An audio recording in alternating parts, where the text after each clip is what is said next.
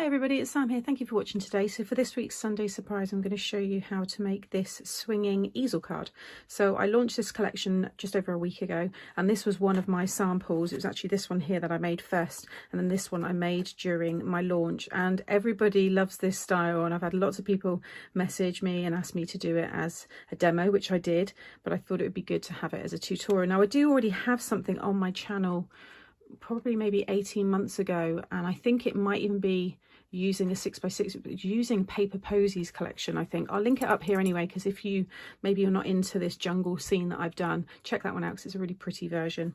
But this is what I've come up with. So I've got my lovely little monkey swinging there. This one says have a wild birthday, and these ones just, you will fold them down like so, and then he will sit in there, and then that will go in your envelope or one of my box envelopes. And then when the person opens it, as soon as they open that, that's going to drop down. And I think it's pretty self-explanatory. They can kind of see there's a gap there. But if you're always kind of worried that someone's not going to know how to put together the card, then drop a little, you know, note inside. And sometimes when I'm speaking to them to wish them happy birthday or congratulations, whatever it may be, I just say to them, how have you displayed the card? And we kind of make a joke of it if they've maybe not put it how it should be. So I think it's easy to do, and I don't think anybody's going to have any problems with that. But you can see that lovely decoration. I'm going to show you how to get this lovely effect using the wood slice embossing folder, and then on the back there you have your space to be able to write your message.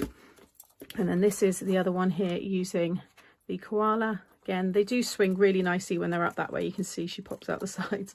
I've got the gecko there as well. Have a wild birthday. And on the back of this one it says, I hope your birthday is quality. And it's got party animal and the gecko there as well.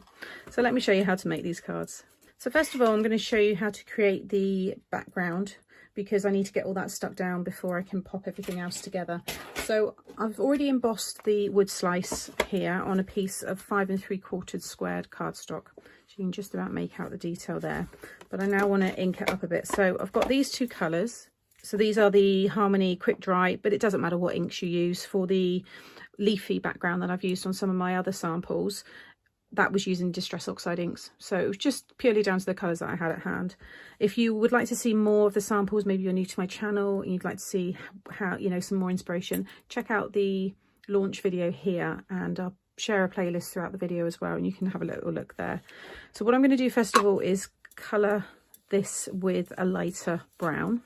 So I'm just going to, not being too precious, just, you know, don't worry if you've got patches, you just want to get that colour down. Okay, so that's fine. And then I'm going to go in with the darker brown. So that one there was Sandstorm. This one is Seal Brown. This one, I'm not going to use a brush. I'm just going to rub this over, and it's just going to grab onto all the raised parts. And the more you go over this, the darker it will be. So, you know, it's entirely up to you. But I think this is running out, to be honest, because I've used this brown to distress lots of things over the last few months. But you can see I've still got that lighter brown in the background, but I've got that darker brown on all the raised embossed design, like so. So that's what I did to create that effect. Okay, next I've got this piece here, which is a 6x6 card blank, but if you don't have any pre-made 6x6, then you can make your own. So it's just a piece of 12x6 scored along the 12-inch side at 6 inches, and just fold that in half. You'll then want this extra piece, which you're going to attach separately, and this is 5.5 by 6, and along the 5.5 side I've just scored at 1/2 inch, and just fold and burnish that. This piece now you're going to stick inside here. So you're basically just making one long piece. I'm sticking it inside because then my pattern paper is going to cover that join. So I'm just going to use some of my quick grab glue, and then I just want to make sure I get that right up to the bottom of the card there, like so. And then I've got my pattern paper. So this is from the Scenes paper pad, which is this one here. So you get 4 each of 6 designs. There's some lovely ones there. This is one of my favorites. So I've just trimmed this down just ever so slightly because you want it to be stuck just under that score line. So just take a slither off, but it's going to cover that whole back, and you can see it covers up all of my join. So I'm going to use the Collal glue now, because that's just going to start to strengthen the card. And then what's going to happen is the shorter parts, this is that 5" now, because half of it's been stuck onto there. That's the base. And then this other 6" front will come down onto the front. It's that front where I now want to stick this wood grain effect. So I'm going to get that one stuck down. So whilst that's drying, I'm then going to stick this one down here. So again, that's the front, that's the inside, and then this is the base. So this one here is 5 3/4 by 4 3/4. I'm going to pop that one down. You could emboss this if you want with the leafy embossing folder. I did think that, but I thought I'm going to just keep it like the others and build it up with the flowers and stuff, but there's no reason why you couldn't do that. Okay, so that's what you should now have. Now this one you're going to die cut into. So just make sure your glue's dry and everything is stuck down. So in the die set you have 2 circles, and you also have your decorative aperture to cut out, which is that one. You could use that one if you want to. You can see there, you can just cut that now into there. But I'm going to use the smaller of the circles, and then I've already gone ahead and die cut the 2 together, so I've got my frame. So you just want to sit them on your cardstock so you've got an equal, you know, frame there. Pop a bit of tape and then run that through, and I've done that in the white. But to cut into this, I just want the smaller one, and you just want to center it there. It's quite easy to do because you've got this as your guide, and then run that through your machine. Okay, so now that's cut through, so you're going to keep that, and then just kind of burnish the top there so that folds down. But now you'll see we've got our opening. So I'm going to grab my frame and again some glue. I always use the white quick grab when it's small little things like this, and then when I've got larger areas, usually the mats and layers, you'll find me using the Calcott glue because that acts as like a cement, and it just stiffens all of the pages. And because it's a solvent based glue, it's got no water in it, so it doesn't warp your paper. Whereas if I was to put even this Cosmic Shimmer, if I was to cover a large area with it, it would end up slightly warping. Then I've just grabbed this circle from my own stash, and this one here is 4" diameter. You want something that's just slightly bigger than this piece here, just to give it a frame. I mean, it's up to you. You might, you know, not want to have it framed. Then you can just cut this in half, which I'm going to do in a moment. But again, I'm just going to add my glue. And then with this piece, you just want to cut it in half. So just going to kind of focus on the center design there, just as close to halfway as you can get. So I'm just popping some foam on the back there. And then I'm gonna, this one's a little bit bigger, so I'm gonna have this one at the back. Just want to kind of place your circle down as if it's together. In fact, I'll lay the front one down first and get that positioned, and then the back one's easier.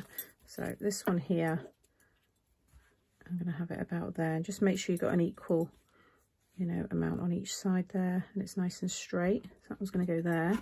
And this one, you just want to leave a gap, enough for the card to sit in, and then that one's going to go there. So now that will lock into there. I just need to burnish and along there as well, so just make sure you burnish those score lines, and now you can see it sits in there perfectly. Looks really cool. Next you want to add your swing. So you want this mechanism here. This is using this die here, so it will die cut your circles and your little lines there. You want to fold the whole thing in half so the holes line up, and then you want to fold these out so they're little wings, so like that. That's the shape that you'll have. And then I'm going to add some glue inside that side, and then just stick it together like so. And then open this up, you're going to stick it in this bit here. So you're going to open it up, pop your glue on both sides, and then one half you want to stick in the middle below the score line here, just below it, and then just close the card, and then it will stick to this part here. So now when I open that up, can you see how that's stuck across like so? And then this is the swinging mechanism. You can see I've just die cut it in some acetate there, and then I've gone ahead and stamped and coloured the orangutan. So he's from the Just Hanging Around stamp set. See there, and you get the dies to match as well if you want. So first of all, I want to attach this. So you've got a hole at the top, you want to pop your brad through there. These are the 5mm brads, and then open it up and you're going to pop it through the top like so. And then I like to use a pokey tool, and I just sit at each side and just open up the split pin over that, and it just keeps it slightly raised, and it just means you get a really nice kind of swing. So it's dangling more than anything. And then close it up with this hanging down, and now you can decide where you want him to sit. So he's going to go right on the bottom of the piece there. So I'm just going to run a thin strip of my red tape here, and then I can also see that this bit here is going to stick onto the acetate. So just to, you know, make sure it doesn't catch on any of the decoration that you might add, I'm just going to pop a little bit there. So take the backing off of that piece, backing off of this piece, keep that nice and straight, and then I can sit him down like so, and then attach it there. So now when I bring that up, you can see him poking out the sides there, so he swings really nicely. Next I'm going to decorate. So I've just got all these pieces here. I've got so much die cut from when I was doing all the launches, so you can see I've inked up these ones here. So I die cut them in yellow, and then I die cut the centers in gold, and then I've just inked up the outline there using orange. And then I've got this one where I've die cut it in yellow, and then I've also die cut it in red. So I've got the center there, so I'll just piece that back together, and I've inked up the edges. All these leaves and glitter, different mirrored card, and then my sentiment is just hanging around to say hi. So I'm not sure where I'm going to put that yet. I might have it here raised with some leaves, or I might have it there and then have flowers down here. So I'm going to pop it on high speed and get this all stuck down.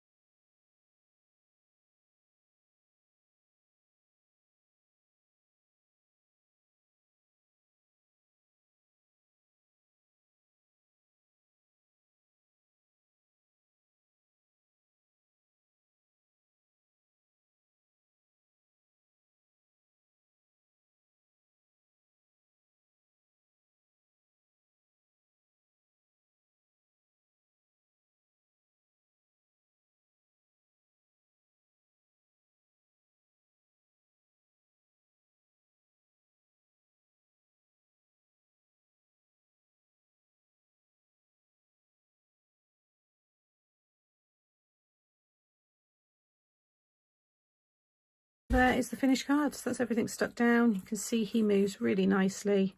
Obviously when he is upright, that's how you see him, like that. He looks really cool. Stuck everything down on the back there, and then when you go to pop this in an envelope, like I said, I like to just pop him. You could have him inside and then protected that way if you want, but I kind of like him just over the top like that, and then that's all ready to go in your envelope. So I'll just bring back in the other two here. So there is the monkey. So again, you can see how he looks, like so. And again, the koala. And at the back there as well, everything's all decorated. So 3 really cute swinging easel cards. I've thoroughly enjoyed making these ones, and I just love that wood grain effect. I think it really does make it really. So there you have it. So as always, I will link what I've used in the description box below. I will link up the other of this kind of style card that I mentioned earlier in the tutorial. I'll link that up here, and I'll also link the other swing card of this collection that you can make in case you want to go and check those out. And as I always say at the end of my videos, if you've enjoyed my tutorial and you're not subscribed, if you click on my face, and then you can hit the notification bell, and then you'll be notified every time I upload a new tutorial. Thank you for watching, and I'll be back again very soon. Bye.